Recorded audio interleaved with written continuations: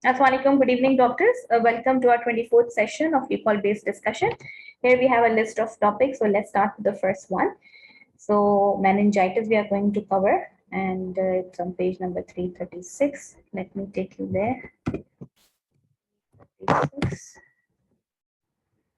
Okay. So for meningitis, as the word indicates, itis, inflammation, it's an inflammation of the covering or meninges. So these are the coverings of the brain parenchyma. So if brain parenchyma is involved, we have to say the word encephalitis. But here we are more concerning about the coverings which are going to cover the brain parenchyma, and they are called the meninges. We have pia mater, dura mater, and subarachnoid mater. But of the central nervous system, now virtually any infection could cause this. So any of the covering can be inflamed. There can be any infection who is going to cause this meningitis. But Streptococcus pneumoniae, group B, Streptococci, Haemophilus, Neisseria, and Listeria are the common one. These are very important for exam point of view. Like the organism, you should know the one who has got the highest potential to cause meningitis, and that is the bacterial one, and its name is Streptococcus pneumoniae. This is a recent record also. You should know that which of the following organism is most likely involved in causing bacterial meningitis. So you should know that is Streptococcus pneumoniae. Other than that, we have this group B Streptococci. So once you do the culture and sensitivity, you will definitely get the result. And once you have the result with you, you can easily say that, okay, this organism is actually responsible for creating this type of meningitis. But anyhow, Streptococcus pneumoniae, you should remember for our exam point of view. Now, what will be the presentation of the patient? How your patient is going to present? So we are going to look for a fever, headache, neck stiffness, knuckle rigidity, and photophobia. So these are the most common presentation. These are the most common presentation where we will say the patient comes with a history of fever. There must be a high grade fever or a low grade fever. The patient can be complaining of this headache. There will be a neck stiffness. We will see knuckle rigidity and photophobia. Especially, we will see the patient is going to, the light is going to bother a lot, especially when we are considering meningitis patients. So they are presenting with photophobia. Now, these are the common presentation. Acute bacterial meningitis develop over several hours. So of course, it will take some time for bacteria to produce their action. Focal neurological abnormalities occur in up to 30% of patients. It's never like that. The patient is always going to present with neurological manifestations. Maybe in 30% of cases, which is the very highest amount, we will find some neurological problems. If confusion occurs, you will not be able to answer what is the most likely diagnosis without a CT and lumbar puncture. That is a very important thing, because whenever the patient is confused, his GCS is low, he is not oriented, then at that particular time period, we have to go for the CT scan especially, and we have to go for the lumbar puncture, because whenever confusion is there, we may have a chance, we may think about the patient can be having some brain parenchymal disease, and in that condition, we have to undergo the patient for a CT scan. Or of course, we have to go for the lumbar puncture exactly in order to see what kind of infection is there. So cryptococcal meningitis may be present for several weeks. Normally, it started within hours, but it can last up to several weeks.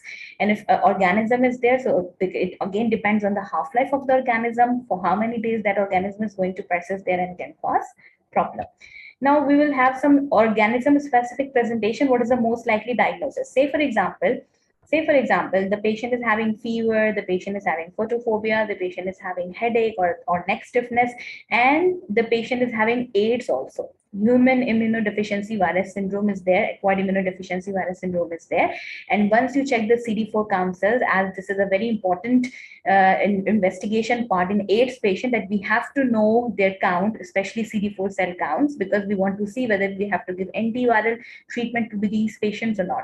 So if the patient who is having AIDS and his CD4 count is less than 100, and he is presenting to you and he is saying that I'm having fever, I'm having headache, I'm having this neck stiffness and photophobia is there, then you can think about that this patient may be having this cryptococcal infection. Why we are emphasizing on these presentation? Because it will give you a clinical clue. You will get a clinical clue that maybe this patient is having meningitis because of this organism. So cryptococcus mostly affect those patients who are having history of AIDS and they are having CD4 count less than 100.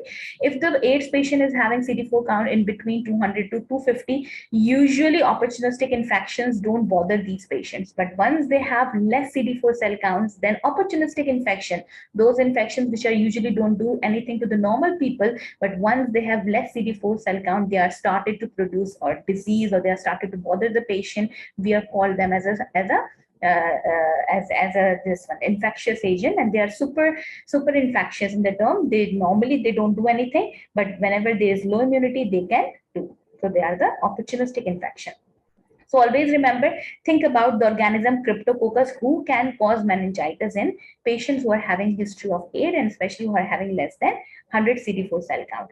Now, if the patient presents to you, he is giving you a history of recent camping or hiking. He went to some camping or hiking, and now he's presenting to you with this rash shaped like a target, joint pain, facial palsies, the tick. Remembered, you remember the Lyme disease? We covered this yesterday. Bull's eye rash must be there, especially on the body. Like, you know that this is a Lyme disease. But Lyme disease, if you could recall, Lyme disease patient can also present with focal neurological deficit, and they can present with meningitis. And most common presentation was meningitis in Lyme disease. So if the patient is having something like this, like bull's eyes is there, and also he is complaining of fever, headache, neck stiffness, photophobia, these four signs are there, then you can always think about that this patient might be having meningitis because of Lyme disease, and the presentation of Lyme is very much clear. Now, again, if the patient is giving you a history that he recently went to camping and hiking, and now he's having a rash who's moving from arms and legs to trunk and tick remembered in 60% of cases. So he can recall that he was having a tick bite and his rash is quite moving. Once the rash is there on the arms, then rashes are visible on the legs, then rashes are visible on the trunk. So the rashes are going from one place to another place. The shifting of rashes is there, and they can easily say to you that, yeah, I recall that I was having a tick bite, and now these rashes are coming all over my body step by step, like first coming to arms and then legs and then trunk. In think about this patient is having Rocky Mountain spotted fever, and this Rocky Mountain spotted fever patient also present with meningitis. Say, for example, they can also. Yeah, so if signs are there, so you can easily say, okay, this patient is having mountain fever. Similarly, if the patient is having pulmonary TB, so that you should know that the patient is having tuberculosis. So tuberculosis patient may also present with, fever, photophobia, this neck stiffness, and especially headache. So you can say, okay, this meningitis is all because of tuberculosis infection. If none is there, no presentation is there, and still the patient is having fever and all the signs and symptoms of meningitis, you can think about any kind of viral infection. That lumbar puncture, you will get a clue if neutrophils are too much. Get a clue that this is a bacterial infection, because in always bacterial infection you will find high neutrophil counts, and whenever you see increased amount of lymphocytes, you will always say that it's a viral infection, because mostly viral infection presents with lymphocytosis. Mostly bacterial infections are presented with neutrophilia. Now, if the patient is adolescent, he's sexually active, and he's giving you a history of pedicle rashes, and now he's complaining of meningeal symptoms like he's having fever, neck stiffness, headache, and photophobia, then you can think about sexually transmitted infection, Neisseria. So Neisseria may be the one in sexually active patient or who has multiple sexual partners, they can prone towards having meningitis. So this is only the presentation. So if the presentation in these patients are like this one, you can get a clue, okay, the meningitis is there and maybe the cause is this one. And once you do the LP examination, lumbar puncture, or maybe you can go for the CT scan, you will exactly get a clue, okay, this is the definitive diagnosis. So the best initial test and the most accurate test is lumbar puncture. So of course, when we go for the lumbar puncture, we see the results of lumbar puncture, and on the basis of that, we can easily say, okay, what kind of infection is this one? Say, for example, if you want to rule out whether it's this infection, this meningitis is because of bacteria, or maybe it's because of Cryptococcus, Lyme, or Rocky Mountain fever, or it is because of tuberculosis, or it is a viral infection, viral meningitis. So how we can differentiate? First of all, we will see the cell count in lumbar puncture fluid. Whatever the fluid you are going to take from by doing the lumbar puncture, you will go and get the result of cell count. So once the cell count is showing neutrophils, and it's about showing thousands of neutrophils, like neutrophils count is increased. So whenever the neutrophils counts are increased, you will always think about bacterial infection. Now, if you can see the lymphocytes are increased in tens and hundreds of cells of lymphocytes are there, you have to think about that, okay, it can be a cryptococcal infection, it can be a tuberculosis infection, it can be a viral infection. Then again, we have to see some other markers in order to say whether it's a cryptococcus or it's a tuberculosis or a viral infection. What are other markers? We will look for the protein levels in the lumbar puncture. If protein levels are very high in lumbar puncture, we can think about bacterial, but of course, you have to have neutrophils also. So if neutrophils are there, protein levels are elevated. If you check for the glucose level, that must be decreased. And if you check for the stain and culture, you will say 50 to 70% culture staining will be positive. It means that it's a confirmed bacterial meningitis, because we are saying the best initial and most accurate test is lumbar puncture. So mostly on the result of lumbar puncture, you can easily say it's a bacterial meningitis. Once you have cell count of neutrophilia, you have high level of protein, you will find low level of glucose, and culture is positive. If we are considering about cryptococcus, we will find lymphocytes. You may find high level of protein and may not be. So it's protein is not a very good indicator in diagnosing this one. And glucose also, because sometimes glucose is possibly decreased in these patients, but again, it's not this one. But of course, if stain and cultures are negative, you can always think Lyme and Rocky Mountain are very much suggestive of on the basis of symptoms as well. Say, for example, Lyme patient, you can easily differentiate because you will find bullseye and you will find the specific symptoms of Lyme. Similarly, Cryptococcus patient must be having a history of HIV infection. So you can easily relate, okay, the HIV person is there and you have this lymphocytes in LP, you have this possibly elevated proteins, you have glucose, low level of glucose. You can definitely say it's a cryptococcal infection based on HIV patient and all these things. And of course, if Lyme presentation is there and all the LMP, all the lumbar punctures fluid showing these things, you can easily relate. Now, if tuberculosis is there, then of course you will find lymphocytosis, you will find markedly elevated. So it will be very much protein levels you are going to see in case of lumbar puncture. Glucose can be low, and of course, stain culture will not be negative, will be negative in case of tuberculosis. And for tuberculosis, we usually have this chest X-ray finding, we usually have this acid.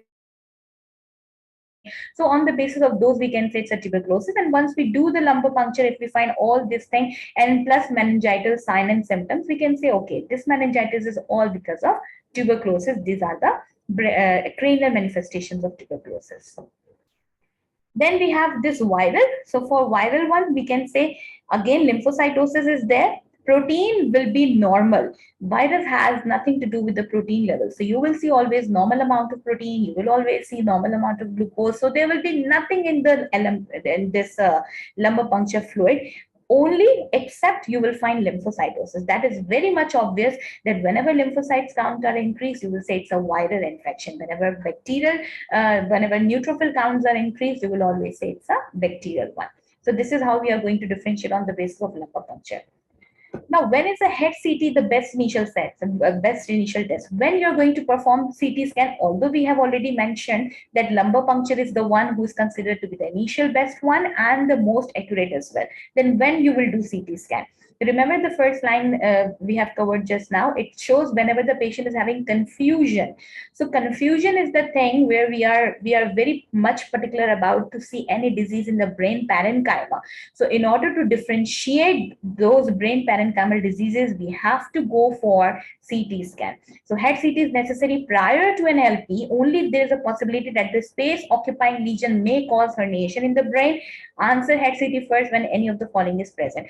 So say, for example, if the patient is having confusion, that is a very most important sign of the neurological examination. If the patient is having some focal neurological deficit, seizures are there in the patient's eye examination is showing papilledema. So these are some of the 4 features you could remember, that once the patient is having these features along with the symptoms of meningitis, like the same fever, headache, and this knuckle rigidity, neck rigidity, and photophobia, along these 4, if you find these 4 as well, or maybe any one of them here, it means that you have to go for CT scan first and then you should do LP. Why you are bothering for CT scan? Because we really want to see if there is any space occupying lesion in the brain, if there is any brain parenchymal injury, or if there is any herniation in the brain or something like that. Like this is not only the inflammation of the meninges, there must be something inside the brain also which we really want to exclude out first. So we will do the CT scan first and then we will go for LP.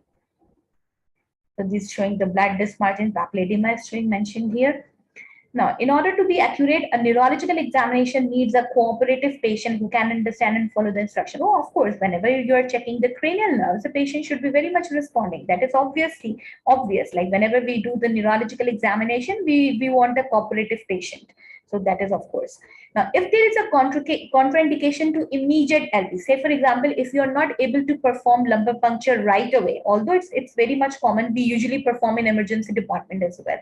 So it's a very common procedure which we can do in the emergency department. As soon as the patient landed up in the emergency department, he's having the complaints of meningitis, you are suspecting meningitis, you can go for the LP even in the emergency room. So it's a very much common procedure, but it's still if there is any contraindication to the LMP, performing this, what we can do, we can start giving antibiotic is the best initial step in management. So this management protocol you should know. You will always go for LP, but what if you cannot do the LP right then? If you cannot do the LP right then you have a choice that you can start antibiotic in your patients. So that will be the second most important step when you cannot perform LP right then. Although LP is recommended because it's not only the best initial one, it's the most accurate one also. But what if we cannot do? If you cannot do, then you can go for antibiotics. So better to treat and decrease the accuracy of the test than to risk the permanent brain damage. Why we're giving antibiotics? Because we don't want our patient's brain to get damaged. So just, in order to do that. So whatever we just covered there, it's there in the form of this table. So whenever the patient is having the symptoms of meningitis, like stiff neck is there, photophobia is there, headache is there, fever is there, and you will see the patient is having AIDS, the patient CD4 count cell is less than 100, you will always think about, okay, this can be a cryptococcal infection and this can cause also a meningitis. If the patient is having the same symptoms and he's having a recent history of camping and hiking and all the Lyme things are there, you will say, okay, it's a Lyme disease and it's responsible for meningitis. If you are having all the symptoms of Rocky Mountain, you can say, okay, Rocky Mountain is the basic cause for having meningitis in this patient. If the patient is adolescent, and so you can think about sexually transmitted infection, that Neisseria can be the cause of meningitis. If none is there, you can always think about viral. And if the TB is there, you can always think about pulmonary tuberculosis is there. Then of course, tuberculosis is the one who can cause meningitis in these patients. Okay. So for the treatment part, what we will do here, the best initial treatment for bacterial meningitis. So whenever you are considering a bacterial meningitis, you can go for broad spectrum antibiotics, say for example, ceftriaxone, vancomycin, and steroids. You will base your treatment answer on the cell count. So of course, it depends on the cell count. It's always better to start with the broad spectrum. So ceftriaxone is the most preferable one. Culture takes 2 to 3 days and it's never available at the time. Of course, that's why we will just start the empirical therapy and we will wait for the culture result. So once the culture result is there in your hand, you can easily change the medicine as per the culture and sensitivity result. So already covered this one. Of course, if Neisseria infection is there, you are going to give antibiotic that is going to cover Neisseria as well. So now look at the questions here. Here the question says, a 61-year-old man is brought to the emergency department because of a 2-day history of fever, chills, headache. So fever is there, chills is there, headache is there.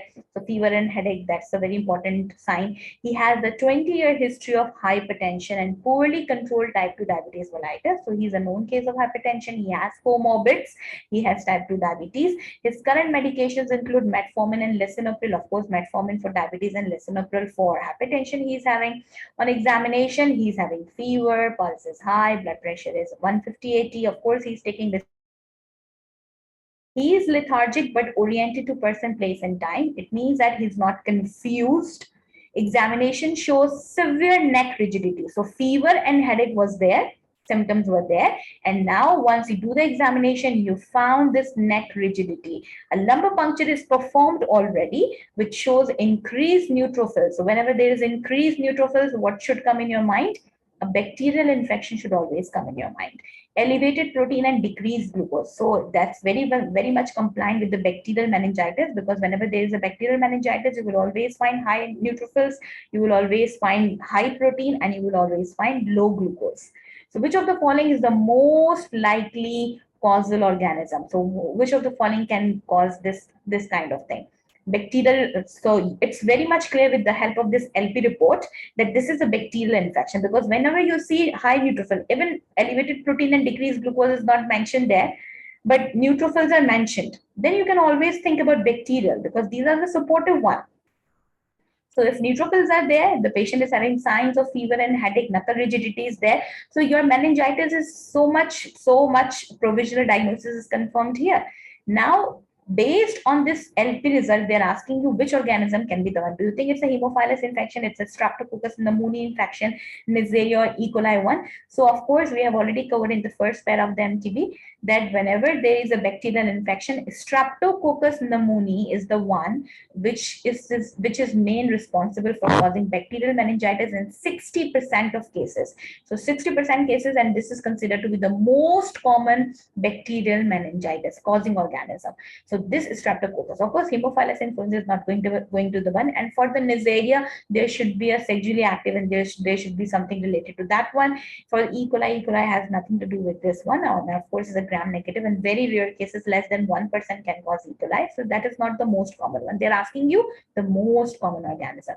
The most common organism is Streptococcus pneumoniae that can cause bacterial meningitis. Okay, for this one, I think we have to go for the theory first.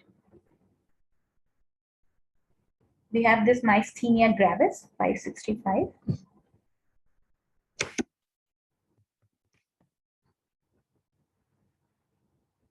Okay, myasthenia gravis is one of a disorder of muscular weakness from the production of antibodies. So here we will see it's a muscular weakness. The patient is going to present any kind of a history of having muscle disorder.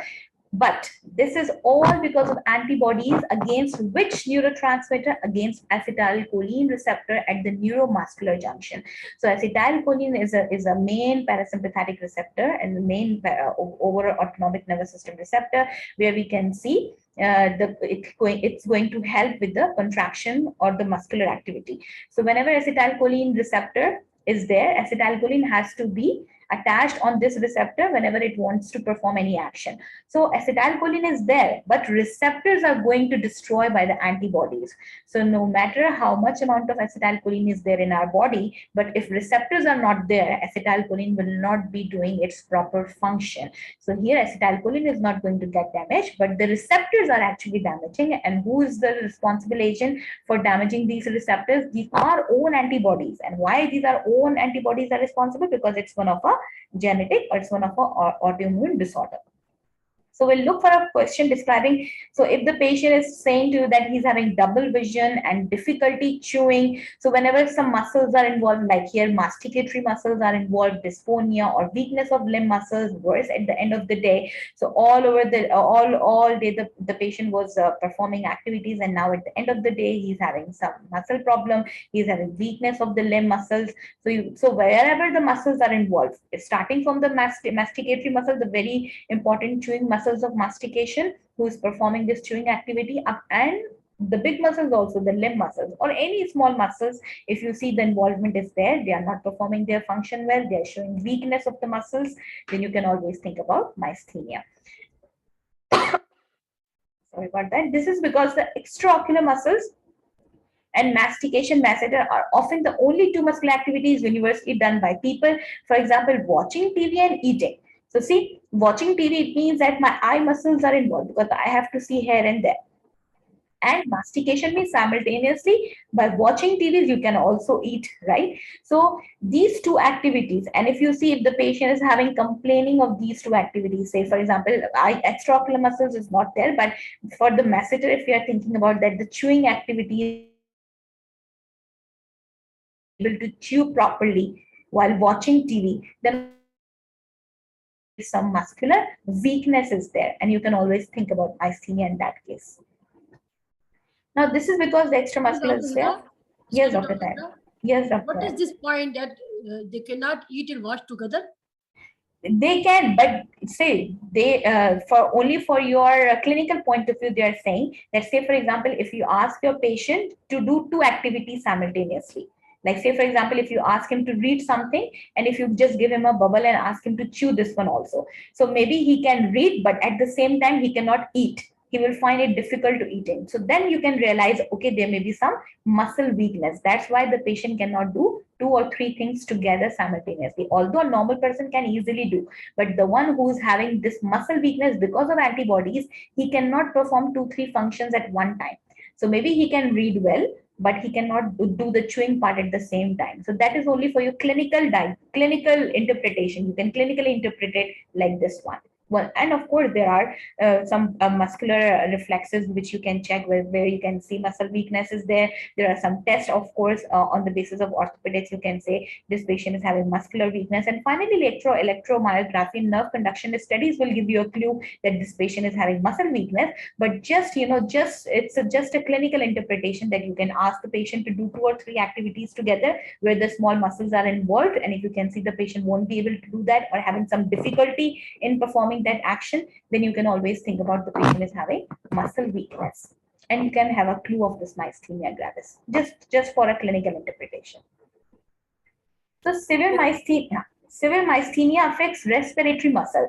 So whenever the patient is having severe myasthenia, you will see always the patient is having some respiratory problem. So respiratory problem, say for example, difficulty in inspiration and expiration. Inspiration is actually the preliminary thing where we usually see the diaphragm contraction is there, but expiration is mostly the elastic recoil of the lung. So mainly muscles are not involved in expiration, mainly muscles are involved in inspiration. So if the patient is having difficulty in inspiration, then only you can think about this one. So physical examination reveals ptosis. Of course, ptosis, when there is lid retracted, lid is drooling of the lid is there because of the weakness of the extraocular muscles. Weakness with sustained activity and normal pupillary responses. So overall pupil response is okay because pupil response is the response towards light. It has nothing to do with the muscular activity. But whenever we say ptosis, in ptosis we have these extraocular muscles which are responsible for the eye movement here and there, up and down, lateral and outward and all that.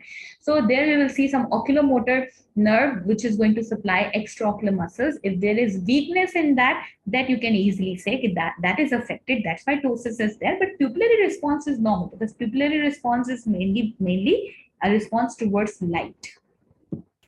Now, for the diagnostic point of view, what we will see, best initial test, of course, there's a problem with the receptors. So we have to go for acetylcholine receptor antibodies. We will check for these antibodies because this is the main reason that these antibodies are actually responsible for damaging our own receptors. These antibodies are going to damage our acetylcholine receptors. So we'll look for these antibodies, and in 80 to 90% cases, we will find these antibodies. So if we find, we can easily say this is a diagnosed case of myasthenia. Now, this is better first answer than hydrophonium testing. For patients without those antibodies, get anti-muscle antibodies. So this is the first one you do. Now, the second one we have, the another test is hydrophonium testing. What is this hydrophonium testing?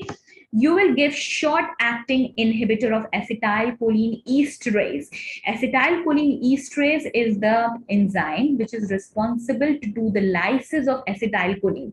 So say, for example, if I don't know that this patient's body is having antibodies against the receptor, what is the main thing is there? The main thing in the body is there, the acetylcholine is not working. Now you want to rule out why acetylcholine is not working. Maybe acetylcholine is not forming in a much amount. That can be a reason. Maybe acetylcholine is not actually attached to the receptor and perform its action. Or maybe the acetylcholine is under the attack of its enzyme that is called acetylcholine esterase, and that enzyme is actually destroying the acetylcholine. That's why maybe the acetylcholine is low in the body. So there may be three reasons.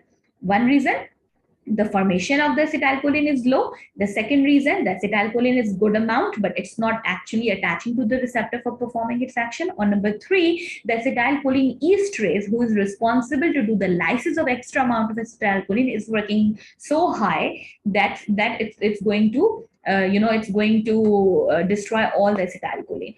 So edrophonium testing is the one where what we usually give inhibitor of this acetylcholine esterase. Maybe I have this thing in my mind that maybe acetylcholine esterase is working too much and it's actually causing the acetylcholine damage. So what I can do, I will give the inhibitor of acetylcholine esterase just in order to see whether that inhibitor is going to inhibit the excessive amount of acetylcholine esterase, and thereby I will be having much more amount of acetylcholine, which is available to perform its action. So thereby I can get a clue by giving edrophonium, which is the inhibitor of acetylcholine esterase. If I see the performance action is getting better, it means that previously acetylcholine was destroyed so much by acetylcholine esterase. That's why acetylcholine thing was not working properly. But by giving edrophonium, when I inhibit the acetylcholine esterase, thereby increasing the amount of acetylcholine, and once the acetylcholine is there in much amount, it can easily perform its action. But this is all can only be happened once the formation of acetylcholine is normal and once the receptor activity is normal. Then only you can think about this acetylcholine esterase. So of course, when we are diagnosing, we don't know anything. So we have to do each step one by one. So once you enter this edrophonium, you will see the temporary bump up in acetylcholine levels. Acetylcholine levels will be high in the body because this edrophonium is going to inhibit the acetylcholine esterase, and it will ask the acetylcholine esterase that please don't destroy the acetylcholine and let the acetylcholine level be high in the body so that it can perform its action.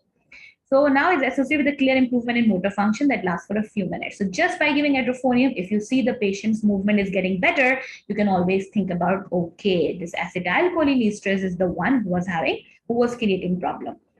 But of course, in this case, edrophonium is not going to give you much clue because we know very well here actually antibodies against receptors are the main responsible agent. But sometimes this can also be the reason, so we can differentiate. Now, most accurate test, of course, you will do the electromyography, shows decreased strength because we are saying that in myasthenia gravis, weakness of the muscle is there. So the most accurate will be electromyography, exactly see the strength of the muscle. So if by doing the electromyography, the strength is decreased, you will say, okay, this is a definitive diagnosis of myasthenia. Now, what we are going to give for the treatment part, best initial treatment will be you can give neostigmine or pyridostigmine. These are long-acting versions of edrophonium.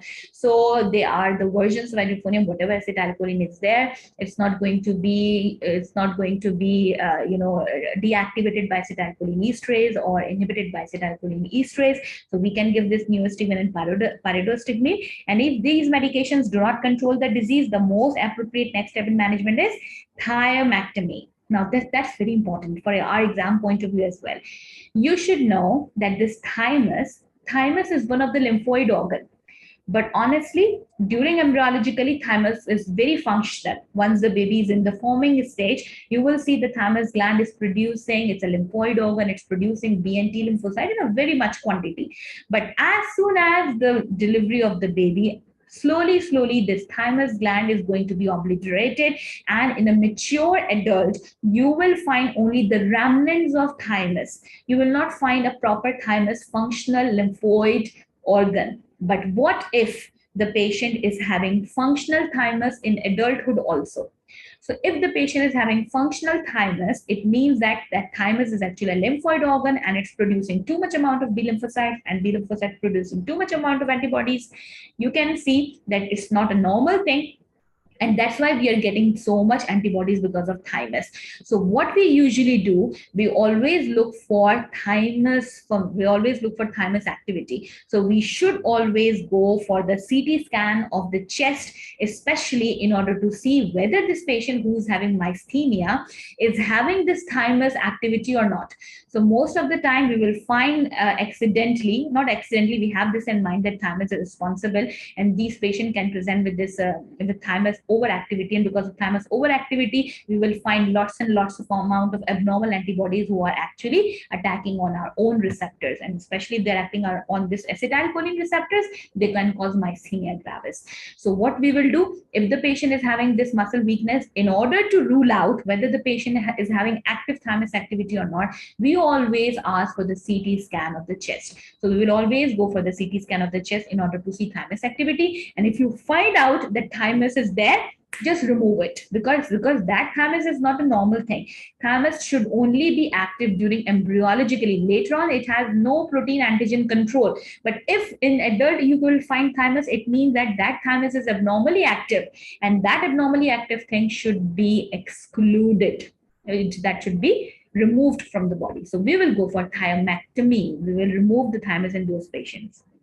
So thymectomy, if the patient is under age 60, if the patient is over age 60, of course, we'll not go for the removal of the thymus gland. We will just give those patients prednisone, because corticosteroids just act like magic. Azathioprine, tacrolimus, cyclophosphamide, or mycophenolate are used in order to get the patients off of steroids. If you don't want to put your patients on a steroid because steroid has its own side effects, then we can use all these chemosuppressive agents. We can use this one.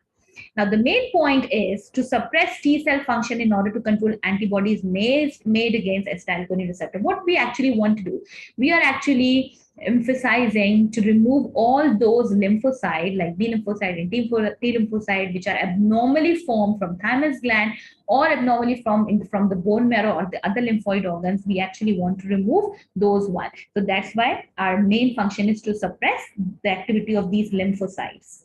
So always remember, thymectomy in myasthenia is just like a splenectomy in ITP. So in ITP, when we usually don't know the cause, we will always go for splenectomy. Similarly, in myasthenia gravis, always go for thymectomy, because mostly in myasthenia gravis, if the patient is presenting with myasthenia gravis, he must be having abnormal thymus gland. But if the thymus gland, it's okay, its remnant is there and it's not doing anything, even though you can just remove this thymus gland and you will see that remnant also was producing some abnormal thing. So that can also be there. You will not find a very much vascular and muscular thymus gland. Maybe you will see the remnant, but still the remnant is producing T lymphocytes, and that can cause antibodies against acetylcholine. So we usually saw in the patients that mostly by removing the remnants of the thymus gland will also improve the functions in the body. Okay. Then we have another medicine, that is glycopyrrolate. Is an anticholinergic drug that blocks the muscarinic receptor. So another receptor is going to get blocked, and we can see the reverse activity in those patients. So we can also perform something like this one, but it's not a good choice. The direct choice is like this, that you should give some acetylcholine activity, acetylcholine-like thing, or acetylcholine receptors like agent that can do the acetylcholine transport. Management of acute myasthenia crisis. If there is too much crisis, say for example, if the patient is having so much profound weakness of respiratory involvement is there, dyspnea is there, difficulty in breathing is there, then of course you can go for immunoglobulins and you can go for plasmapheresis. You have to remove those antibodies from the blood. So filtering of blood is called plasmapheresis. We will remove all the antibodies from the blood and we will give immunoglobulins to the patient, those who are having this myasthenia crisis, like having too much difficulty in respiration or too much weakness of the muscles. So now let's have a look at the question here. Here the question says, a 35-year-old woman comes to the physician because of blurred vision for the past 2 months. So she was having some eye problem. During this period, she has also had difficulty chewing. So whenever blurring and chewing comes together, you should alert about the myasthenia gravis.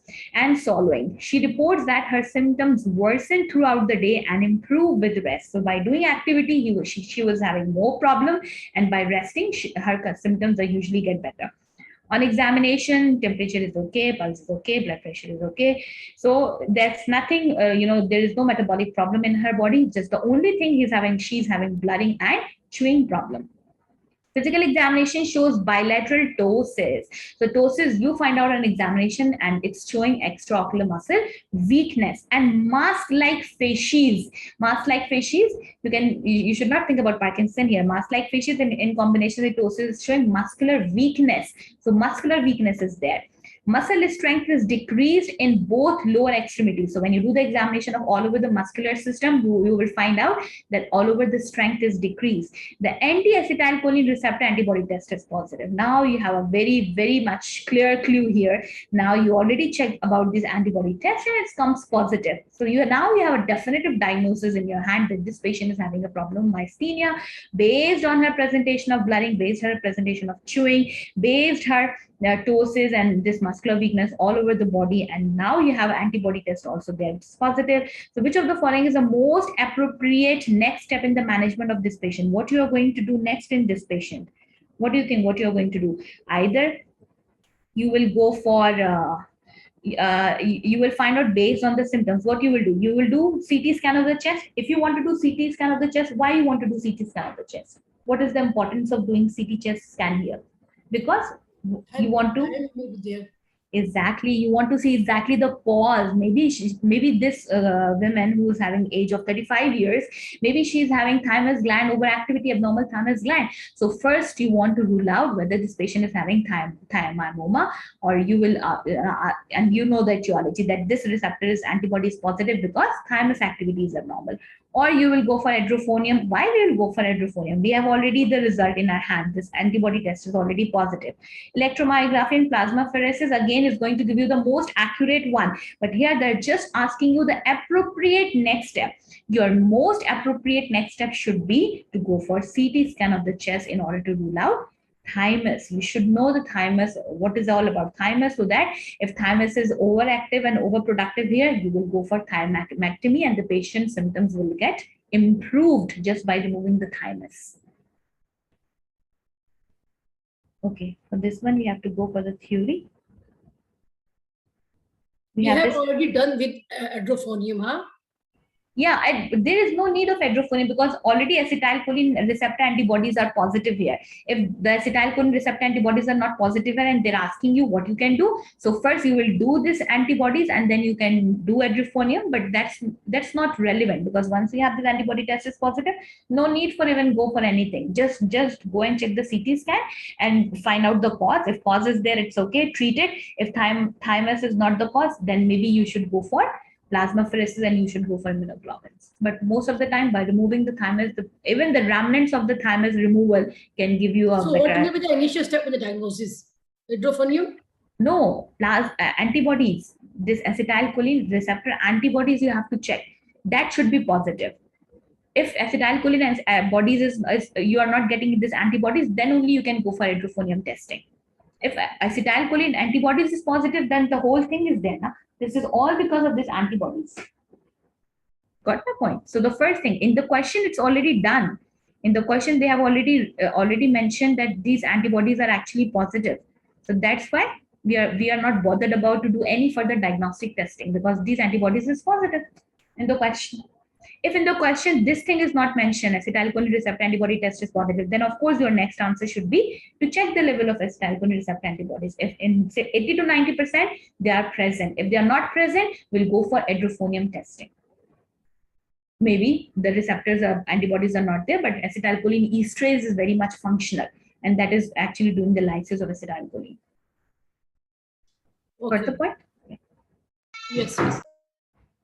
Okay, now we'll go for Kaposi sarcoma. Which page number? It's 687.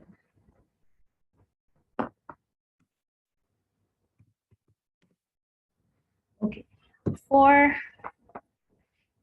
Kaposi sarcoma, we should remember it's very important point. Although it can cause by this human herpes virus 8, but most of the time, if the patient who is having AIDS because of this human immunodeficiency virus syndrome, so the one who is having acquired immunodeficiency syndrome AIDS, and mostly the causes of AIDS are two actually. The one can be because of IV drug abuser, those who are taking IV drugs, they are more prone towards getting this HIV infection, and the second one is sexually transmitted. So if we are considering Kaposi sarcoma, always remember that the patient who is sexually active and who has got this AIDS, not by becoming this, not by being the use of this IV drug abuser, but because of sexually transmitted infection. So whenever, because of sexually transmission, if the patient is committing AIDS, and he is now presenting to you with this kind of tumor, then we can say it's a Kaposi sarcoma. So most of the time, Kaposi sarcoma, when you do the history, when you do the examination, you will find the patient must be having AIDS, and the patient AIDS is all because of sexually activity, not because of IV drug abuse. So here they are saying in the past, Kaposi was seen in these patients, but the most common now in those patients who are having AIDS, and this is a tumor, of course. Kaposi is from the herpes virus 8 as well, but nowadays it's very much common with the AIDS. Now the lesion is more reddish and purplish because it is more vascular than other forms of skin cancer. So just have a look at this Kaposi sarcoma on the face, especially they're most likely on the face, on the exposed areas.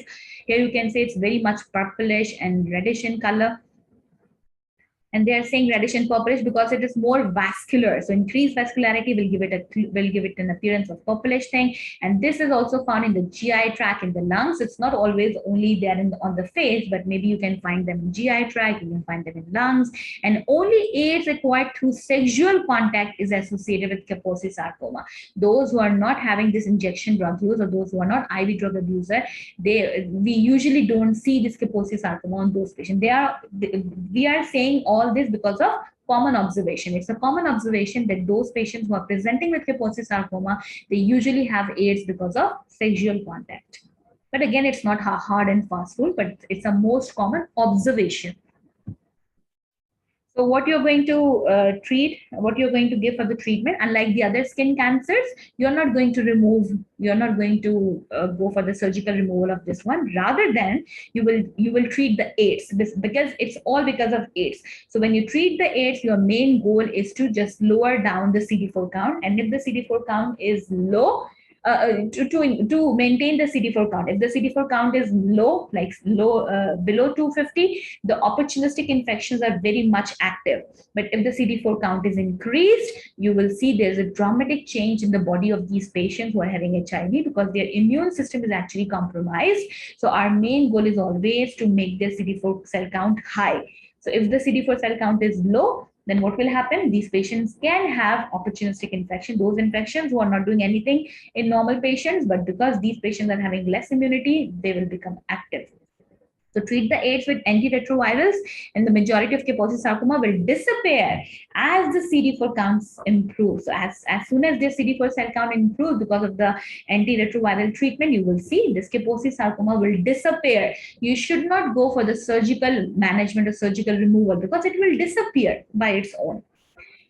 Intralesional injections of vincristine or interferon are very successful. So if by any reason CD4 count is not improving, we can give interferon injections directly into the lesion. And if these fails, then only you can go for chemotherapy with liposomal doxorubicin. So chemotherapy will be the last option.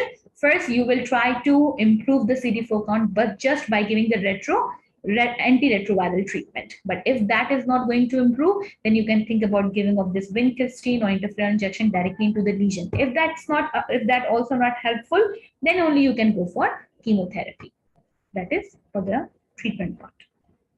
So now let's have a look here at the question. Which of the following is the most common cause of Kaposi sarcoma in sexually active patients? So whenever it says, like if the age also is mentioned here in between 30 to 60 years, you can always think about sexually active patient. And if the Kaposi sarcoma, they're asking about the reason, then herpes virus 8 is not the one. Which is the one?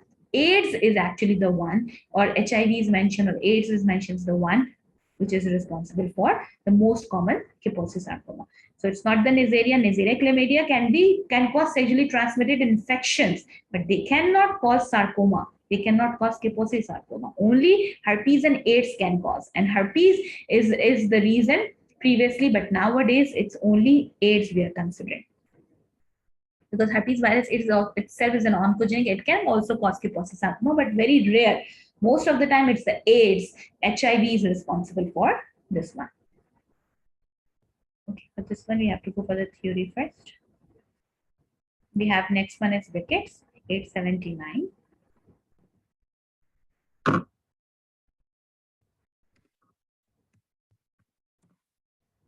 Okay.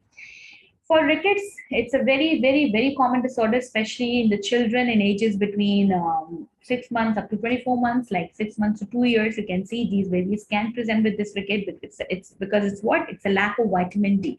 Normally in breastfeeding breastfeeding child, they also have this vitamin D deficiency. Why? Because in normal maternal feed, we usually lack vitamin D. That's why doctors always recommend vitamin D drops during infancy, during neonatal time period, because they know very well that mother breast milk is actually deficient with this vitamin D.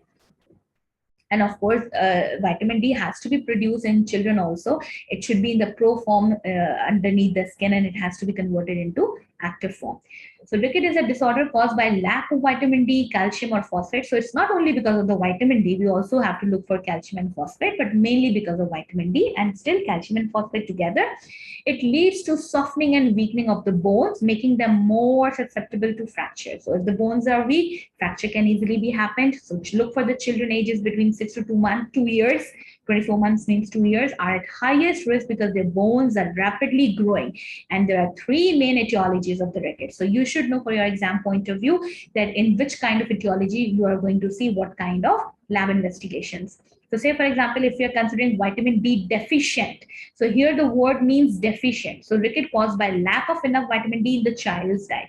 So of course, breastfeeding is happening up to 2 years, but after 6 months, the child is having nutritional supplements, right? Weaning is started after 6 months. So if in the diet, if you're thinking that the child is not actually taking enough vitamin D, or producing, his body is not producing enough vitamin D in response to sun exposure, you can think about this as vitamin D deficient, means lack of vitamin D, especially in the child's diet. If you're considering vitamin D dependent, so what do we mean by dependent ricket? Is the inability to convert. See, there are 2 procedures in the body which has to be taken place in order to form the active form of vitamin D. The active form of vitamin D is called 1,25-dihydroxycholecalciferol. The biochemical name is tricalcitriol. So there are 2 types of hydroxylation. Hydroxylation means this OH group. So this 2 type of hydroxylation takes place in the body of a child. The one hydroxylation takes place in the liver. The second one has to be take place in the kidney. And then after these 2 hydroxylation, the active form of vitamin D is formed. So whenever there is no active form in the body, you cannot say that that is a true vitamin D, because true vitamin D has to undergo 2 hydroxylation, one in the liver, one in the kidney. So first it has to form, first the hydroxylation should occur at 25 number position, and then it has to occur on 1 position. So 1,25-dihydroxycholecalciferol, that is called tricalcitriol, is the active form of vitamin D. So what happens? Sometime any of the 1 hydroxylation takes place. Sometime in the liver hydroxylation takes place, but in the kidney it's not there. Or maybe in the kidney took place, but in the liver doesn't. So, and at that time, you will not see the active form of vitamin D in the child's body. Then you can say this disease, which is occurring because of any pathology related to the formation of active form of vitamin D. It's not about that the child is not having proper diet, or it's not about the child is not getting proper exposure to the sun. Everything the child is having, but there is some pathology in the body related to the liver and related to the kidney where the active formation of vitamin D is occurring. If that part is missing, then you will say it's a vitamin D dependent rickets. So in vitamin D dependent rickets, what is happening here? Actually, the active form of vitamin D is not forming properly, maybe because of the disease pathology in the kidney or disease pathology in the liver, where the main hydroxylation takes place, and we will get the active form of vitamin D. So if we are not getting the active form of vitamin D, of course, the active form is actually responsible to do the functions. If active form is not there, it means that the body will not do the same function. So you will find ricket in those patients also, and you will say it's a vitamin D dependent ricket. In vitamin D deficient, the child is having lack of vitamin D in the diet. He is not taking vitamin D properly. But in dependent one, we see that there are the things that you can find the compounds of vitamin D, but not the active form. So if active form is not there, then again the baby is having same problem. And third type is X-linked hypophosphatemic.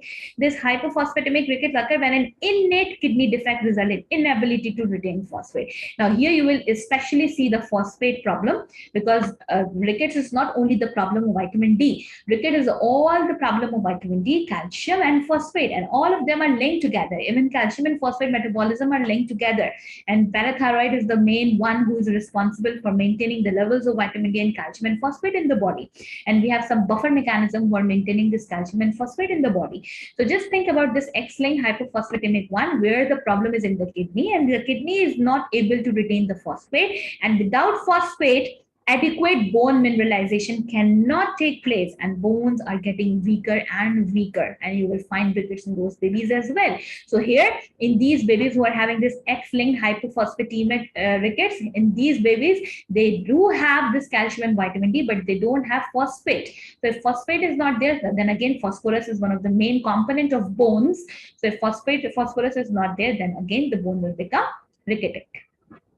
Now these are the etiologies. So just memorize these etiologies, because the dependent and deficient, they usually ask the recalls on the basis of this one.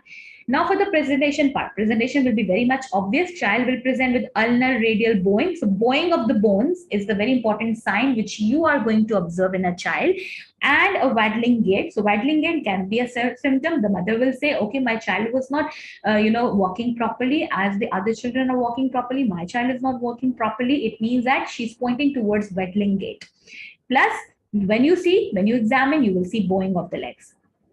Now, for the diagnostic point of view, what you will do, you will check the X-rays, especially of joints, of hands, of long bones. Plus, you will do the chest X-ray as well. And what you want to see on the chest X-ray, you want to see the costochondral joints, and mostly you will see in ricketic patients the ribs. At the ribs where they are forming the joint, this costochondral joint, the ribs is going to attach with the cartilage. And there you will see if there is widening of that rib, that can cause ricketic rosary. Let me show you one picture. Here you can see widening of the ribs at the costochondral junction. Costochondral junctions are those junctions where rib is going to attach with the cartilage. So if that junction you are going to see, there is a widening of this junction. If you could just appreciate this one, in between these two yellow lines, there is too much widening of this area. This is called costochondral junction. So if there is too much widening, here you can also appreciate this, there is too much widening. There is too much widening of this costochondral junction. So if there is too much widening of this costochondral junction, you can think about this presentation is actually called ricketic rosary, and this is one of the very much obvious thing you can find in chest X-ray of these children who are in ages between 6 to 24 months. If you do the chest X-ray and if you find there's widening of this costochondral junction, you can say this ricketic rosary is present. The other thing also you can see cupping and fraying. Cupping and fraying, what? This is a hand of 1-year-old child, say for example, and if you see the metaphyses or epiphyses of long bones, if there is fraying means that this is a normal thing. If you see, this is actually ulna. If you can see here, there is indistinct margin. Margin is not very much clear. The margin must be having fraying. Fraying means that indistinct margin. So if the margins of the bones are very much indistinct, or if the margins of the bone is showing too much of cupping, like dipping down, you can say this is also one of the presentation in these children. So fraying, indistinct margins, and cupping, too much dipping inside, or maybe you will find this cartilaginous bony plate, too much widening of the cartilaginous bone. There is too much widening here. So widening here also, widening in costochondral junction also. So widening, if costochondral junction or widening is there, you will say ricketic rosary. Here in the metaphyses or epiphyses of long bones. Okay, maybe I should. Okay, thank you. So if you see this indistinct margin, you can say it's fraying. If there is too much dipping, you can say cupping. So that is also one of the findings, especially in the joints, when you are considering, you are seeing for the diagnostic point of view of these rickets children. So coming back here. So ricketic rosary, when you do the chest X-ray and you find widening of costochondral junction, you can say it's a ricketic rosary sign. You can see bowing of the legs. Legs will be bowed forward. That's not a normal curvature of this one of the bones. So see, this is bowing. Too much bowing means pointing outward of these long bones, especially. Now for the treatment part, what you are going to do? Of course, there is a deficiency in vitamin D and calcium and phosphate. So your main goal will be to replace on this one. So replacement of phosphate, calcium, and vitamin D in the form of ergocholecalciferol or 125 dihydroxycholecalciferol or calcitriol and annual blood vitamin D monitoring will be the best option. So you will give vitamin D from outside the body. If phosphate is deficient, you will give phosphate from outside the body, and that is going to be the treatment part.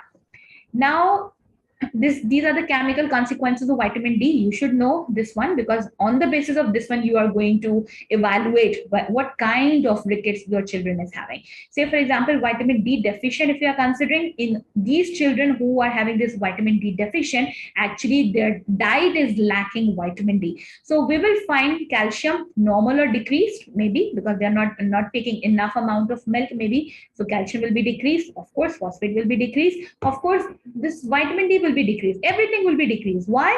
Because they are not taking properly from the diet. But if we are considering about vitamin D dependent, so please remember, for your exam point of view, vitamin D dependent is the one where actually the active formation of vitamin D is not properly working. So here you will see calcium can be decreased, phosphate can be normal, because it has nothing to do with the phosphate. But here actually the all problem is that the active form of vitamin D is not forming. So you will always find 125 dihydroxycholecalciferol, which is called the active form of vitamin D, that is going to be decreased. And when you see the first hydroxylation which is occurring in the liver, it's normal. So if first hydroxylation is normal, but you will not find the second hydroxylation, and that's why you're not receiving the active form of vitamin D. So you will find decreased level of active vitamin D. This 125 dihydroxycholecalciferol, it's an active form of vitamin D that is not forming here. So this is the main differential point which you can differentiate between vitamin D deficient and vitamin D dependent. In vitamin D dependent, the children must be having decreased 125. So it means that, and this 25 will be normal. First hydroxylation will be normal. It means that this is all the pathology occurring in the second hydroxylation, and that's why we are not receiving the active form of vitamin D. So this is called vitamin D dependent. And in X-linked phosphatemia, of course, what will be the problem? Everything will be okay. It's just the phosphate who is going to be decreased, because that's a problem in the phosphate, because kidneys are not actually retaining the phosphate. That is the disease of X-linked hypophosphatemia. So now look at the question there. A 2-year-old child is brought to an OPD as the child is unable to walk properly for many days. That must be the thing which the mother is saying. But what do we mean by unable to walk? Unable to walk, when you see whether it's a waddling gait or whatever the thing is there. On examination, bow leg sign is present. Now, very much giving you a clue in the question. This bow legs is there. Chest X-ray showed widening of the ribs at costochondral junction. Widening is mentioned, even though if they're saying that rickety rosy sign is positive.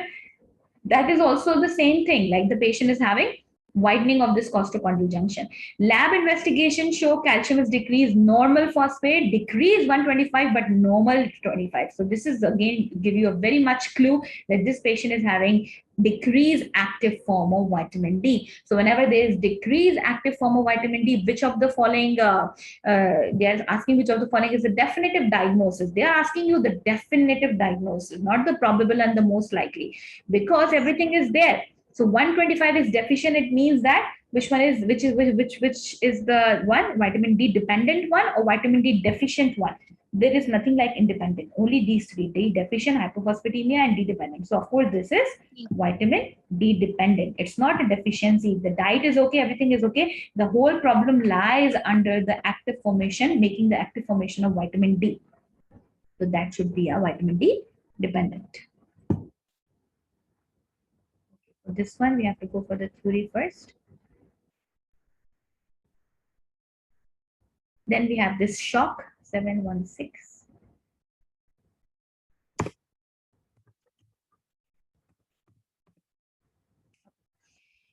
For the shock, what do we mean by shock? Shock occurs when the tissues in the body do not receive enough oxygen. So when we are not getting enough oxygen, it's not like that the blood is not there. The blood is there, but that blood is not delivering properly the amount of oxygen, maybe because of any reason. Maybe there is too much loss of blood. Maybe there is some kind of poisoning there in the blood. Maybe some neurological problem is there. So there are so many things that can lead to decreased amount of oxygen supply. to the particular area of the tissue, that can lead to a shock. So here we will say body do not receive enough oxygen and nutrients to allow the cells to function. So of course, whenever there is no oxygen, there is no nutrient, the cell cannot perform its function. So shock is more than just tachycardia and hypertension, you will see. So of course, it's a very broad term. In any kind of pathology, you will find shock. That's why there are 4 different types of shock we are going to observe here. Say, for example, you will see like in the brain, the patient must be having confusion. For the kidney, you can say those who are having increased amount of blood urine nitrogen creatinine, that can give you a clue that, okay, the patient is having kidney problem. In the liver, you will always check the LFTs and you will say, okay, there's a liver problem. In the heart, if the patient is having shortness of breath and chest pain, you can say, okay, there's a heart problem. In the blood, if you can see increased lactic acidosis is there, you can say, okay, there's a problem, something related to the blood disorder. But for the shock, of course, you can find any of the thing here, because in the shock, the main etiology is just the delivery of the oxygen, which is getting lower. It has nothing to do with the cause. The cause can be any. But if the end result is that the tissue is not getting enough oxygen, then you will say it's a shock. So now we have different kinds of shock here. We will see, and most of the time you will find only these 4 kinds of shock, and you have to evaluate in between them. And mostly questions are about this one. So if you are considering hypovolemic, so presentation is very important. Whenever we say the patient is having pale and cool extremities checking of the especially skin will give you a clue that what kind of shock the patient is having. Say, for example, if the skin is pale, it will give you a clue that there is a loss of blood, because whenever there's loss of blood, the skin is getting paled, plus the skin is getting cooler. So if the skin is pale and cool, always remember that is happening in only 2 kinds of shock. If there is a shock called hypovolemic shock, and if there's a shock, if there's a called cardiogenic shock. So only in these 2 types you will get the skin is getting paled and cool. Now, what do we see about the other things? Say, for example, if you are considering the central venous pressure is very much easy. You can just check the pressure over the jugular vein, over the brachial vein. So over the veins, if you just check the central venous pressure, that is called, if you just check the pressure, that is called central venous pressure. So if central venous pressure is decreased, the systemic vascular resistance, the mnemonics are mentioned here. The systemic vascular resistance increased, heart rate increased, but overall cardiac output is decreased. So, okay, so heart rate must be increased, but cardiac output is decreased. So because the cardiac output decreased, that's why the tissue is not getting enough oxygen, right? That's a clear common sense, that whenever the cardiac output is low, and why the cardiac output is low? Because there is too much systemic vascular resistance. If resistance is too much there in the periphery, because of the resistance, the venous return is low. And whenever the venous return is low, the cardiac output will also be low. So whenever the cardiac output is low, the heart is not pumping enough blood, then how our tissues is going to get blood? So of course, our tissues are not going to get blood because the cardiac output is low. And why the cardiac output is low? Because the systemic vascular resistance is decreased. And because of the systemic vascular resistance is decreased, venous return is low. When venous return is low, the cardiac output is also low. And when the cardiac output is low, the tissues are not getting enough oxygen. And if the patient is having this kind of shock, if the patient is having all this kind of delayed oxygen delivery to the tissues, because of all this thing, we can say it's a hypovolemic shock. So mostly whenever the patient is experiencing massive hemorrhage, maybe a motor vehicle accident, maybe a trauma history, maybe a history of fall, maybe the patient is having, maybe the patient is on some thrombolytic therapy, or some kind of, the patient is taking some blood thinners or anything, and the patient is having a history of fall, there will be too much blood loss in those patients. So whenever there is too much blood loss, and because of too much blood loss, what will happen? The patient is presenting with hypovolemic shock. Then how you will say the patient is having hypovolemic shock? You will check the cardiac output, that must be low. You will check the skin of the patient, that must be pale and cool. You will check the central venous pressure, that must be low. So you will give fluids, you will give blood, you will give Paxil to that patient, those who are presenting with this kind. And first of all, we will always have to give fluids. Which fluid is just going to mimic like our blood? Normal slide. What is SVR? SVR is systemic vascular resistance. Like in the periphery, if the vessels are having too much resistance, so when they are having too much resistance, they are not going to give the blood to the venous system. So venous return is low to the heart. When venous return is low to the heart, the cardiac output will also be low because both of them are directly proportional. If the heart is going to get much blood, the heart is going to pump much blood. So because venous return is low, the heart is not going to pump blood. So cardiac output will also be low. Once the cardiac output is low, it means that our tissues will not get proper blood. So when the blood is not there, then how the oxygen will be there? Of course, oxygen will be low there. So that shock is called Okay. And what is hypovolemic. LVEDP? This What is LVEDP is left ventricular end diastolic pressure. Left ventricular end diastolic pressure means that the amount of pressure the left ventricle is going to pump blood, the amount of pressure which left ventricle has to pump blood away, out from the body, like out from the heart. So like left ventricular, he will exert some pressure and he will push the blood from the ventricle out, like the blood is going to get out from the left ventricle. That pressure is called left ventricular end diastolic pressure. And this one is pulmonary capillary wedge pressure. That's for the pulmonary system. So of course, these pressure will be decreased because cardiac output is decreased. So this left ventricular is also not working properly. It's not also going to pump properly because venous return is slow. So once the amount of blood is receiving is slow, then distribution will also be slow. So that is the main physiology. So what you are going to do, you will give fluids to your patient just in order to replace the lost amount of blood. So that is hypovolemic shock. Now, what do we mean by cardiogenic shock? Cardiogenic shock also you will find almost the same presentation. The patient's skin will be pale and cool, but here you will also find that here the only difference you are going to differentiate between hypovolemic and cardiogenic is central venous pressure will be increased. Here you will always see central venous pressure increased. Rest of the things are normal, like the same. Systemic vascular resistance increase, heart rate will be increased, and cardiac output is decreased. Of course, cardiac output has to be decreased. That's why the oxygen delivery will be less to the tissues. This one also, the left ventricular end diastolic pressure and pulmonary capillary wedge pressure will also be increased in this patient. So that is very important. Whenever there is increased central venous pressure, you will always find left ventricular end diastolic pressure increased. Whenever CVP is decreased, LVEDP will also be decreased. So both of these together you will remember. So if CVP is increased, then LVEDP will also be increased, and that is happening in cardiogenic. And most likely the patient who are having myocardial infarction, they are presenting with this cardiogenic shock, because cardio means always cardio, and whenever it's say cardio, always think about myocardium. So if the myocardial infarction is there, like the heart muscles are not properly getting enough blood, if they by themselves, if heart by itself is not getting enough blood, then what do you suspect with the heart? Heart cannot perform any function well, right? If his own muscles are not getting proper blood.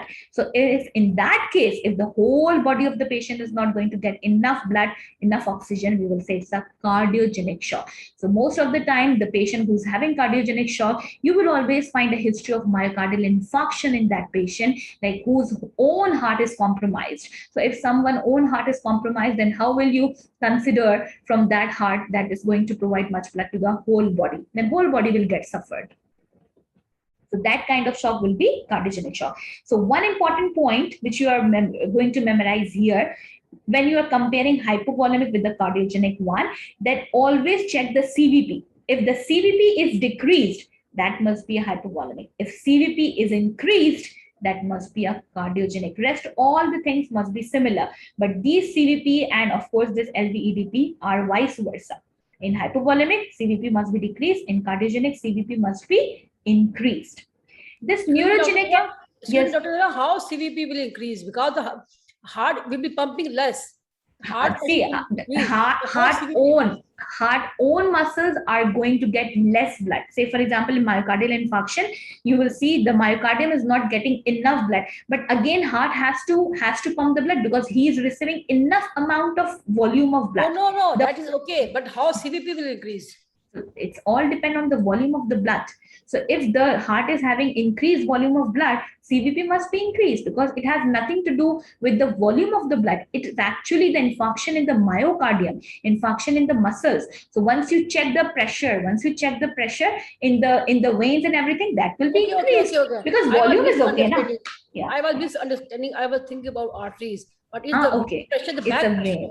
It's yeah. the back pressure. Because it's a venous pressure. The back pressure is increasing. Back pressure. Yes, exactly. Now you got the point. Okay. What is PCWP? This must be decreased. This one lower, this left ventricular, because heart is compromised. What is PCWP? This is pulmonary capillary wedge pressure. Pulmonary capillary wedge pressure. Yeah. Both of these together, we will always measure these two together. So if one is the same, the other one has to be the same. So you can either think about this one or either think about this one. Okay, left ventricular and diastolic pressure will be decreased and increased. In hypervolume, it will be decreased, and cardiogenic will be increased. Just if you can see, for your exam point of view, don't bother about this one. Only bother this CVP, because they usually mention the CVP values. So if just remember, if CVP is decreased, that LVEDP will automatically be decreased because they will go together simultaneously. So CVP, just remember the values of CVP. CVP is decreased, it must be a hypervolemic. CVP is increased, cardiogenic. Alas, everything will be the same. And of course, you will check the etiology. If there is a history of blood loss, like a trauma history or motor vehicle accident history or some fall of history, then always think about massive hemorrhage, like blood is lost, think about hypovolemia. If something related to the myocardial infarction, then think about cardiogenic. So you will get the, based on the symptoms of the patient, you will decide the history of the patient. For the neurogenic and septic shock, always. Sorry, Dr. Hila, excuse me. Halima Hadira, shh. Okay, when left ventricular pressure is decreased, but heart's contractility is decreased, LVEDP will increase. Okay, left ventricular and diastolic pressure increase. But how PCWP will increase? See, pulmonary capillary wedge pressure. Pulmonary capillaries are the one which are actually participating in gaseous exchanges. So there you will, there you have to relate the whole pulmonary system, because pulmonary system usually have low pressures as compared to the aortic system, like aorta, which supplies the whole part of the body. Because pulmonary system is very close at the level of the heart.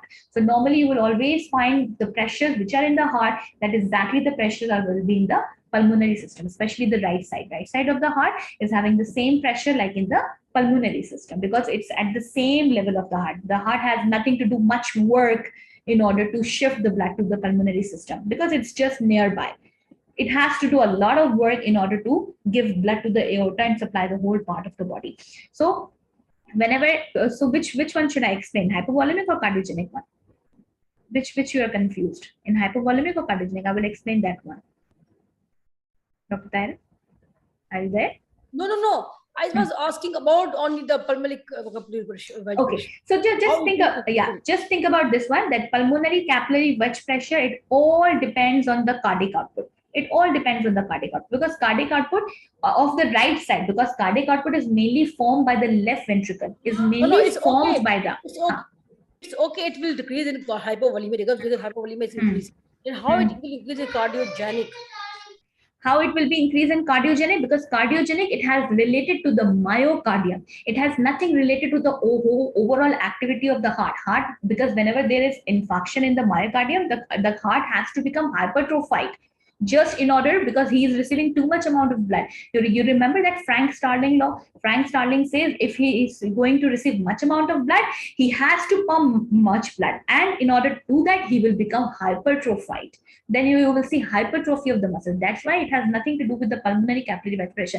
Maybe you will find increased pulmonary wedge pressure in that case, because the cardiac muscle will get hypertrophied. Whenever there is myocardial ischemia, myocardial infarction, you will see that the heart is actually not working properly, because the disorder is there in the heart, but heart is receiving enough amount of blood, and in order to compensate, in order to pump out that blood, it has to go under hypertrophy. So heart will do the hypertrophic state, and because of that hypertrophy, you will see again there will be increased pulmonary capillary wedge pressure because of the hypertrophy of the heart muscles. Okay. Thank you. Because myocardial infarction could be on any specific area. The other part of the heart will become hypertrophied, not of course the one who's infarcted, but rest part of the heart. That's why you will be seeing the increased pulmonary capillary wedge pressure. Okay. Now we are coming towards this neurogenic and septic. Neurogenic and septic are very much easy because you will always find the warm skin. Here you will not find pale, cold, and clammy skin. Here you will always find warm skin because it has nothing to do with the hemorrhage or nothing to do with the muscle activity of the heart. Especially here, we have some infection, or here we have some spinal cord injury, which is main responsible. Say for example, if you are considering neurogenic means that brain and the spinal cord. So here you will think about spinal cord injury. So because if some spinal cord injury is there, the parasympathetic sympathetic blood supply will be compromised, and that will lead to some problems. So if you're considering this parasympathetic involvement, you can always find the same presentation like hypovolemia. Only the thing is that here the massive loss of blood is not there. Just here the problem is spinal cord injury. Because of the spinal cord injury, the autonomic nervous supply of the heart is especially compromised, and based on that you will find the same findings like hypovolemia, but only the difference is there will be no pale and cool clammy skin. It's only a warm skin because it has nothing to do with the volume. It has all related to the parasympathetic and sympathetic activity of the heart. In the septic is very much clear. Septic and infections will be there. So whenever there is an infection, you will find warm and fainting of the body. And you will find here, especially, there will be no change in the pressures. But of course, you will find this, you think about the infection. Say, for example, this Staph aureus and E. coli, it can go and affect the heart. It can cause ititis, myocarditis. It can cause epicarditis. You can find something related to the inflammation over the heart, over the pericardium, especially the pericarditis can be there. So any kind of inflammation can be there, and that can lead to the increased cardiac output, that can lead to increased heart rate. But overall, you will find decreased central venous pressure and decreased systemic vascular resistance because of these infection. But you should know the etiology, that infections are the one who are causing this thing. Then you will say it's a septic shock. So in septic shock, the patient must be having fever and all that, and there must be a clear history of infection. There is nothing related to the massive blood loss. There will be no traumatic history. There will be no myocardial infarction. There will be no spinal cord injury. It must be some kind of infectious history is there. Then only if you can think the patient is having decreased amount of oxygen supply to the blood and to the tissues, then you will say it's a septic shock. Like most likely the patient went into septicemia when these infections going to enter into the blood, and they can easily go anywhere in the body and can compromise any tissue of the body. We will say it's a septic shock. So now let's have a look here.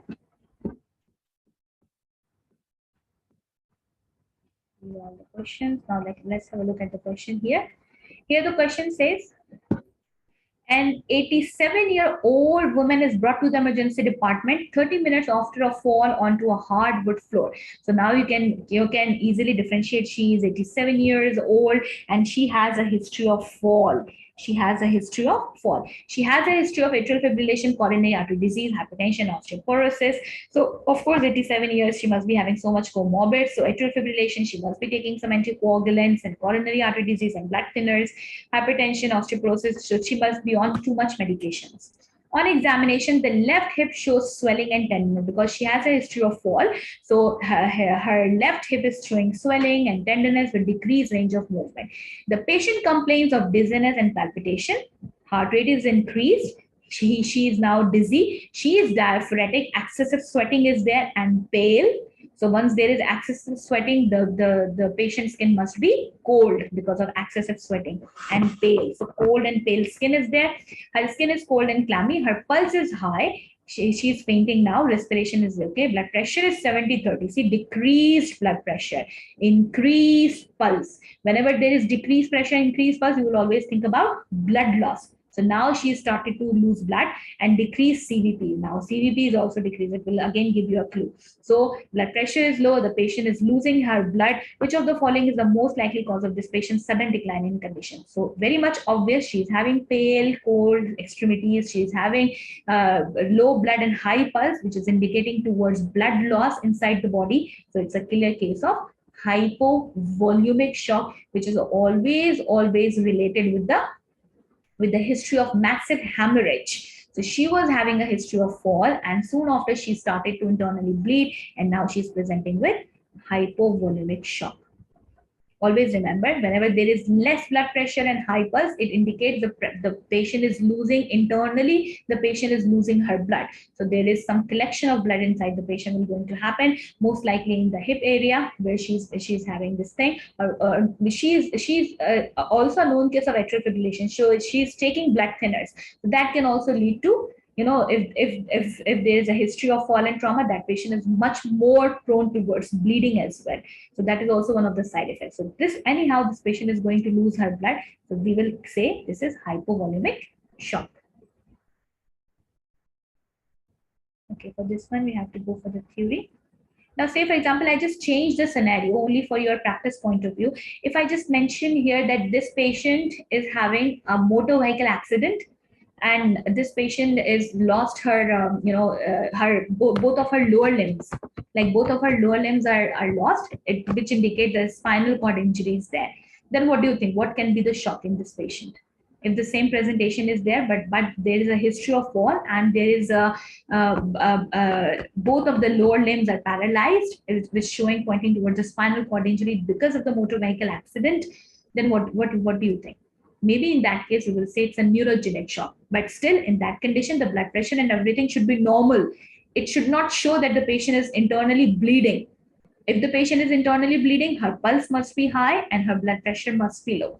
So then you will say it's a hypovolemic shock. And if, say, for example, if this patient is suddenly presenting with this myocardial infarction, then you will say it's a cardiogenic shock. If the patient is having history of some knee arthritis or some septicemia, and then she's presenting with these symptoms, you will say it's a septic shock. Okay, for this one, we have to go for the theory first. Next, we have this acute tonsillitis. It's not there in MTB, so I should take Q to Ambus. Acute tonsillitis. Okay. So for acute tonsillitis, or you can say pharyngitis, so tonsils are lymphoid organs. Tonsils are the ones which are producing B lymphocytes and T lymphocytes. So if you are saying tonsillitis, it means that there's inflammation of the tonsils that frequently occurs in combination with inflammation of the pharynx. So most of the time when tonsils are involved, the whole pharynx is going to get involved. So we will see simultaneously pharyngitis and tonsillitis together.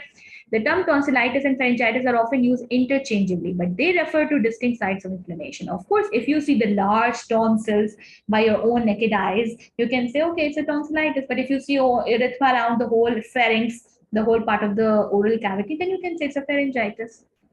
So acute tonsillitis and pharyngitis are particularly common in children and young adults and are primarily caused by virus, can also cause, or group A streptococcal infection. They are characterized by sudden onset of fever. Now this is important for the exam point of view because symptoms. So fever can be there, sore throat, of course, painful swelling, debilitation will be painful. And then patient may also have tender swollen cervical lymph nodes and tonsillar axillary. So tonsil must be enlarged. Tonsil will be very much showing you the pus formation inside the tonsil can be there. The tonsil will be hard. You will see lymph nodes, surrounding lymph nodes, cervical lymph nodes will be enlarged because it's a lymphoid problem. So you will see enlarged lymph nodes, cervical lymph nodes will be enlarged. Fever must be there. Sore throat must be there. The pain is there during deglutition, during swallowing. You can say it's tonsillitis. So clinical diagnosis, and based on examination of the tonsils, you can easily say it's tonsillitis. The disease is normally self-limited. However, if this group A streptococcal infection is there, of course, a bacterial infection, then you have to go for antibiotic. But once if it's virus, for virus, we usually know virus has to complete its life cycle. Once the life cycle is completed, it usually go over. And virus usually resolve within 48 to 96 hours. 48 hours, mainly 48 hours, you will see the virus is going to get resolved. If it's going beyond, then we should always think about bacterial infection. So tonsillectomy is the option of choice. So first you will go for the antibiotic, but if there are recurrent multiple histories, then you can also go for tonsillectomy. So tonsillectomy is a treatment option for recurrent chronic tonsillitis, especially in patients with tonsillar hypertrophy is already occurred, and that causes obstructive sleep apnea because of this hypertrophy of the tonsil. It can causing difficulty in sleeping pattern. Then we can think about to remove these tonsils. Sometimes peritonsillar abscess can also be occur, and parapharyngeal abscess can be occur that is considered to be the complication of tonsils. In that case also we should always try to remove the tonsil. So tonsil is just like cataract. At early stages, if you just remove this one, it's going to get, much better relief to the patient rather than that, too much hard exudative tonsils. If you're going to remove later in life, that is definitely cause some complications to the patient. So clinical features, we have already covered somewhat here. So acute viral tonsil feature must be viral features. Cough will be there, coryza will be there. In coryza, you will see inflammation of the nasal mucosa. Rhinorrhea will be there. In rhinorrhea, you will see the production of mucoid watery nasal discharge. So much watery nasal discharge will be there. Oral ulcers can be there in combination. Conjunctivitis, diarrhea can be there. If you're considering bacterial infection, you can think about fever, sore throat, difficulty in eating, difficulty in swallowing. You will see pharyngeal and tonsil erythema, redness may be there. Lymph nodes will be involved in case of bacterial infection. So if you could just have a look here. So you can see these tonsils are very much enlarged. You can see the white pussy flakes there in the tonsils that clearly give you a clue that this patient is having tonsillitis. Similarly, here you can see behind this one, these tonsils are inflamed. The whole pharyngitis is also there. Whole reddish erythema is there in the pharynx. Here you can see also the pussy flakes over the tonsils, and this all erythema is there, the pharyngitis along with tonsillitis. So for the diagnostic point of view, what we will do, we will diagnosis of acute tonsillitis, of course, clinical diagnosis. You can do the physical examination, just open the mouth of the patient, oral cavity, examine the oral cavity, and you will get to know. But we have this, you can go for, of course, if it's a bacterial one, you can go for the culture and sensitivity results, swab test you can do, and you can easily see whatever the infection is there, and you can go for the treatment of that one. So throat culture you can do, of course, on the basis of culture and sensitivity, you will get to know. For the treatment part, if you want, if it's a virus, you don't need to give anything. But of course, it's a bacterial one, you will give antibiotic. So most commonly, antibiotic which we are using in our patient is always a penicillin one. So if the patient is not allergic to penicillin, always remember during history part, you have to inquire about the penicillin allergy. The patient must be having some kind of allergy just soon after taking this amoxicillin or penicillin. Then we should not use penicillin in those patients, because penicillin V is the primary choice here in these kinds of patients who are having tonsillitis. So we will give penicillin, amoxicillin, benzathine penicillin, all the kind of this one. But if the patient is allergic to penicillin, always think about this clindamycin or clarithromycin. These are the options. But usually in clinical practice, what I must say, we usually give amoxicillin. If the patient is allergic to amoxicillin, we will give clarithromycin. That is the usual clinical practice. And of course, we'll go for tonsillectomy if complications are there. So now look at the question here. A 7-year-old boy is brought to the physician because of a 4-day history of fever, headache, earache, and sore throat that is worse when swallowing. So sore throat is there, worse when swallowing. Past medical history is suggestive of allergy to amoxicillin. So you already inquired the patient's mother, and she already told you that the boy was having amoxicillin allergy before. So must remember, if the patient is having amoxicillin allergy before, you will never ever give penicillin to this patient in future. On examination, temperature is high, he's having fever, tachycardia is there, respiration is high. Oral cavity showed a coated tongue, red uvula, and enlarged right tonsil covered by whitish membrane or a flakes. So you can easily get a clue that enlarged tonsils are there, red uvula, so it's a pharyngitis in combination with tonsillitis. The deep cervical lymph nodes are enlarged. So again, it will give you a clue that this is a case of acute tonsillitis because cervical lymphadenopathy is there. A throat swab is taken for culture. Of course, if you take a throat swab, it will take some time to come. So in the meantime, you can start the empiric therapy. And then once you have the culture and sensitivity result with you, you can easily change the method. So which of the following is the most appropriate next step in management? So we know very well, like this patient is having this problem. So we can give him antibiotic based on the presentation is most likely a bacterial infection, because whenever there is a bacterial infection, you will find this lymph node involvement, and of course the history, like 4-day history. Virus cannot be there for the 4 days. It's a bacterial who is going more than 2 days. So we will think about it's a bacterial one. So first choice is always penicillin. But what do you think? Are you going to give this penicillin to this patient? No, because this child was already having allergy with amoxicillin. So we can never ever give penicillin to this child again. So what is the next choice? Next choice we have this clarithromycin. And doing tonsillectomy in a 7-year-old boy who's having the second attack is not a good option. We will always do tonsillectomy, but those who are having this multiple history of tonsillitis, then only you can give this one, but not just in a 7-year-old boy who is having the second attack of tonsils. You will never ever go for tonsillectomy. Okay, for this one, we have to go for the theory first. Burns will come from MTB 1098.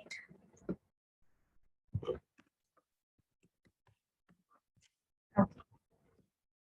So for the burns, we usually have these MCQs which based on calculating the fluid percentages. So we will do one recall based on this one. The best initial therapy for those caught in a fire is 100% oxygen to treat and smoke inhalation. Of course, whenever there's a fire injury, carbon monoxide is there. And please must know that carbon monoxide is 230 times more faster as compared to oxygen. So if you have carbon monoxide in front of you and oxygen, so just forget about oxygen is going to attach to the blood or hemoglobin. It's a carbon monoxide who is going to attach with the hemoglobin, and it will not allow oxygen to absorb. Why? Because it's having more power, 230 times faster than oxygen. It will never ever allow oxygen to enter into the blood. It will occupy all the hemoglobin spaces. Then what will happen? There will be a carbon monoxide poisoning. So that's why smoke inhalation and carbon monoxide poisoning is the very much common, and this is the most common cause of death in patients who just got fire, or in which there's a smoke inhalation history. So airway burn is the second most common cause of death. From the burn only there has been airway injury. So if you're considering airway burn, of course for the airway burn there must be an airway injury. So intubate the patient if there is. When you're going to intubate your patient, if he's having stridor means that when the patient inspire, during inspiration there is a noise. If the noise is coming during inspiration, that noise is called stridor. Or if the patient is having hoarseness of voice, or wheezing is there, or burn is typically visible inside the nasopharynx or mouth, you should intubate your patient. If airway burn is not present, then the second most common cause of death is volume loss. Of course, most of the time the patient died because of this airway burn. But once the airway burn is not there, then there must be too much blood loss history. And because of too much blood loss, because of too much hypovolemic shock, the patient can lead to death. So fluid replacement is based on the percentage of body surface area. Then what you're going to do in case of burn, if you're thinking the burn is all because there is too much volume loss here because of the burn, then please resuscitation of fluid is the best option. So you should know how we should calculate that what kind of burns are there, what kind of areas are involved, how much percentage and how much amount of fluid I should give to my patient in order to replace the fluid. So volume of fluid replacement is very important and crucial whenever you are managing second and third degree burns. First degree burns, you don't need to do anything. But in case of second degree and third degree burns, you will admit your patient and you will shift your patient to the burn departments, especially where the proper caring of the patient is actually happening. So now here, what we will do, we will replace ringer lactate. If ringer lactate is not one of the choices, the answer is normal saline. But it's a very good option that you should always replace ringer lactate because it has the exact fluid composition like our own plasma. But normal saline, of course, if ringer lactate is not a choice, then you will go for normal saline. Now, this is the formula for you to memorize. The formula which we are going to learn here is a Parkland formula. There are so many formulas, but in MTB it's only Parkland mentioned, and with the Parkland also you will get the exact result. So just think about this one. If the head of the patient is burned, you can say that's a 9% body surface area. If arms, like the whole arm you are considering is burnt, you will say 9%. So say for example, if both arms are burnt, you will count then 9 plus 9 means 18% of the body surface will be involved. Legs like your whole leg. The whole leg, if it's burned, it will count 18% of the body surface area. So if both legs are involved, you will count 18 plus 18, 36% involvement. Chest or back, 18% on each side. Now, say for example, the whole thing is not burnt. The whole thing is not burnt. Like you will say only the patches, like some part here, some part there. It's not like the whole fashion. The whole arm is not burnt, the whole face is not burnt, the whole chest is not burnt. Then how you will calculate? Then you will just put your one hand. Your one hand means 1%. So I will just put my hand. Of course, you're not going to put the hand on the patient's body. You will just pretend that you are putting your hand and you are measuring that how much area is involved. So if your hand is occupying the one patch, one burn patch, you will say it's 1%. So for example, my hand punches are 7 punches all over the body. So I will count the 7% involvement is there. So formula is 4 ml multiplied by whatever the burn surface area is there, multiplied by weight in kg. So for your exam point of view, you will just memorize this one. It's a Parkline formula. So say for example, if only head is burned, so I know the head percentage is 9%. So I will do 4 multiplied by 9 multiplied by weight of the patient. So weight of the patient must be given in the question. So say for example, 70 kg, 80 kg, 90 kg, 100 kg, whatever the weight is of the patient, that should be given in the question. So we will multiply 4 multiplied by 9 multiplied by, so for example, weight is 70. So you will get the answer of fluid. That answer must be in milliliters per 24 hours. That should be the amount of fluid that you are going to give to your patient. Say for example, I have a patient whose head is burnt and both of the arms are also burnt. So 9 plus 9 plus 9. One arm, 9. So 2 arms, 9 plus 9. Head is also burnt, 9 also. So 9 plus 9 plus 9, 9 3 is 27. 27 multiplied by 4 multiplied by 70 kg. If weight is 70 kg, multiply by 70. And then you will get the result. You will multiply these 3 figures. It will come in milliliters per 24 hours. That should be the fluid you must give to your patient. So now let's have a look at the question here. Here the question says a 56 kg weight patient came in an emergency department with the history of second degree burn on both arms. So 56 kg, now you have the weight of the patient, both arms. So one arm accounts for 9%. So if both arms are involved, 9 plus 9, 18%. How much amount of fluid should be replaced by this patient in 24 hours? So how much amount of fluid you are going to give to the patient? Now if you could just calculate this one. Can I do the calculation here, or you want to do the calculation? Let me do the calculation here. Okay, the formula is 4 multiplied by, we will multiply this one. That sign is this one. Now multiply by this one, both arms. So 9 plus 9 is 18. Multiply by 18, multiply by weight of the patient. Weight of the patient is 56. Can you calculate this one and tell me the answer? Anyone? Dr. Taira? You have calculator? Can you do 4 multiplied by 18 multiplied by 56? Okay, I'm doing it. Just do it.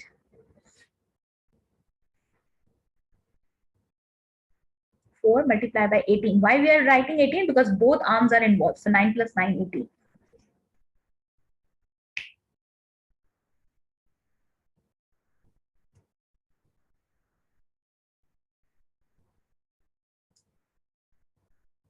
Yeah, I have done the calculation. Yeah, tell me the result.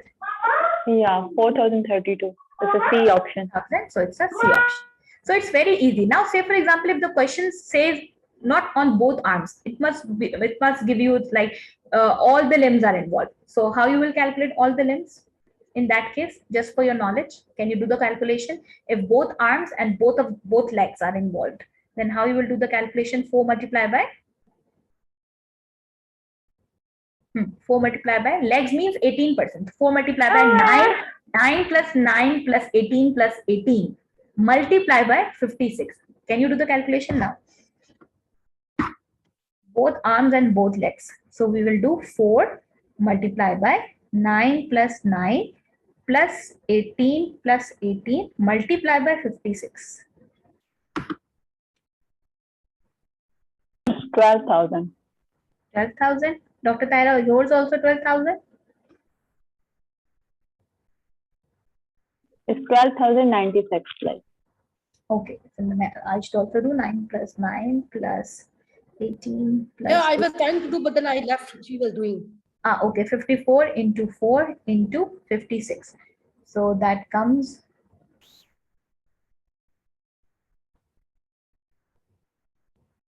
Can you do the calculation again, doctor?